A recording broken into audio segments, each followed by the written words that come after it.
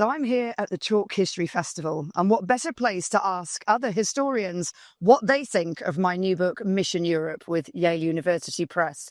Well, I'm a massive fan of Kate. I think she's a brilliant historian. And what she's doing with this book is, people do know a little bit about the SOE women that went to France, but they don't know much about the rest of Europe. And this is shedding a huge amount of light onto, what is, let's face it, a pretty forgotten episode of the Second World War. Kate's fantastic new book on the secret history of women in the SOE in the Second World War.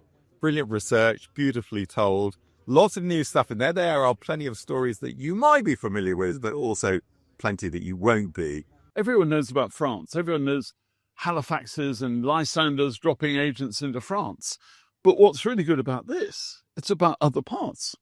What do you reckon? You're right. And it's always these stories of the Second World War, which, we know the big stories, we know the big tales, but actually it's these individual stories of women especially that I love to read about. If you need to know anything about the women of SOE who fought not just in France, but all over Northwest Europe and indeed all over the world, they are groundbreaking in terms of their importance, of how they alter campaigns themselves. Just a few people, but their impact on the Second World War is beyond all calculation in terms of their numbers. So Mission Europe is one of the most amazing books that I've read this year. Usually when we look at World War II, we look at a Western France-centric part of the conflict. But in this, Kate is looking at Eastern Europe, she's looking at Northern Europe, she's broken down that narrative into certain areas that we rarely look at. This is absolutely groundbreaking. If you love World War II history, if you love SOE history,